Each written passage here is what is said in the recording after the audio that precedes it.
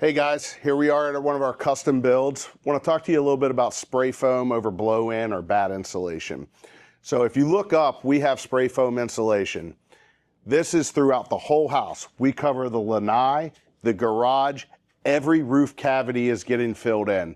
Now, the benefit to us doing this, it is a little bit more money to do, but you're not talking serious bucks. You're maybe $5,000 to $6,000 more on a build like this, which is a roughly 3,000 square foot house under air, and then you've got the lanai and garage. So the benefits are we're completely sealed in right now.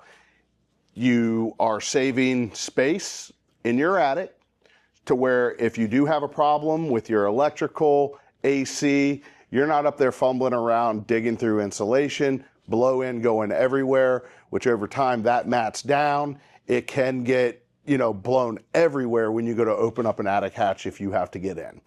So what this is going to do is also protect and insulate your ductwork, which we are run trunk lines all through here. In the summer times here in Florida, you can see 150 degrees in your attic. Now you're not going to see near those temperatures, which the air flowing through your ducts is going to stay cooler. It's not going to make your AC work as long or as hard. So those are some of the benefits that you have to take into factor when you're doing a house like this.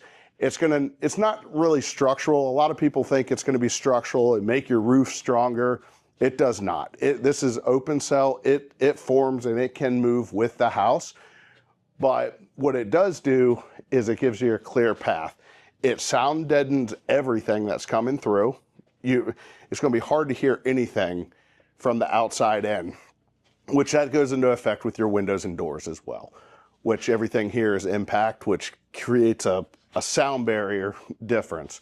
The other benefits are when you put on the roof, it'll actually fill in between the seams of there, which kind of creates something on your ridge lines and your peaks where it will fill in between the gaps of your plywood.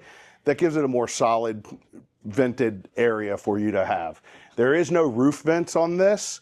We're doing a solid outside soffit, so everything that breathes is from the inside out, and it's going through your vents in your bathrooms. So everything's concealed. We won't have a vented soffit like you see on a lot of homes. This way, when there's a wind or anything like that from a storm, we're completely concealed. Whereas with the roofs, with vented soffits and blow-in, during a storm, the wind will come through that and it'll blow your insulation all over the place. We're not gonna have that a problem in any of our houses. So Josh, one question a lot of people ask is with the spray foam insulation, can you do a shingle roof? Absolutely. Okay. You can absolutely do a shingle roof. We don't typically do shingle roofs just because of the longevity that they give you on those. Now insurance companies are bumping them to 15 years.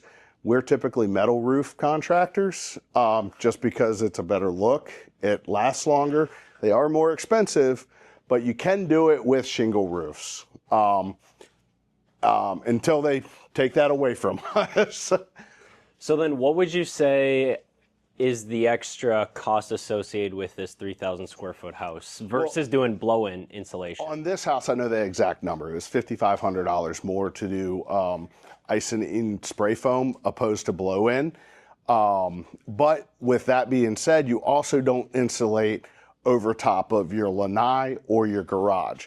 So our heat signatures in our garage and lanai will actually be less due to not having the blow-in.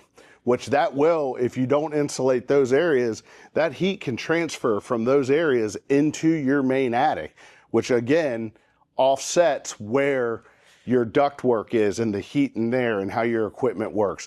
So instead of just doing partial, we're going to do the whole house, whole roof envelope, and it will be done and done right.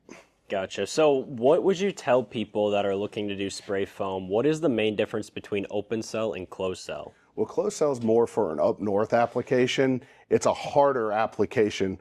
Whereas if we have some around here, the closed cell is actually movable. It breathes. And it's actually kind of like a soft foam, but it won't fall down or adhere to anything, but it's more of a soft product than a hard product. The closed cell is for colder environments. So what would you say is some last finaling thoughts for people that are building a custom house here in Florida? What would you tell them to do? What is the budget usually for like a house build where people start doing spray foam? Is it like above 500,000, 600,000, 800? Honestly, I would tell you that's one place I wouldn't, go cheap on, because that's going to save you in the long run putting the spray foam in. That's where you want to spend a little bit of extra money, is put it into the spray foam. I tell all our clients that, and they'll be happy at the end game. It's not a pretty feature that you're going to see inside the house, but it's one of the features you want to have to protect your house.